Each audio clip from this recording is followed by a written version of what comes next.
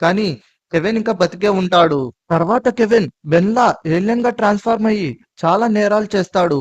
ఆ నేరాలన్నీ బెన్ మీదకి వస్తాయి. బెన్ వాళ్ళ గ్రాండ్ పా అలాగే కజిన్ అదే గ్రాండ్ పా మ్యాక్స్ అలాగే కజిన్ బెన్నుదే తప్పని అనుకుంటారు. కానీ తీరా చూస్తే కెవిన్ అని తెలుసుకుంటారు. సో వాళ్ళ ముగ్గురు కెవిన్ ని ఆపడానికి ట్రై చేస్తారు. ఫైనల్ గా ఒక చోట కలుసుకొని కెవిన్ ఇద్దరు ఫైట్ చేస్తారు. ఆ ఫైట్ లో కెవిన్ ఓడిపోతాడు.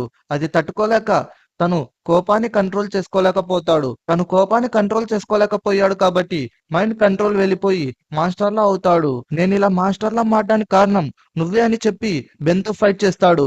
బెన్ అండ్ కెవిన్ ఇద్దరు ఫైట్ చేసే టైంలో పోలీసులు ఒక న్యూక్లియర్ లేజర్ బ్లాస్ట్ ని కెవిన్ పై ప్రయోగిస్తారు. అది తగిలి కెవిన్ అక్కడే ఉన్న నీళ్ళలో పడిపోతాడు.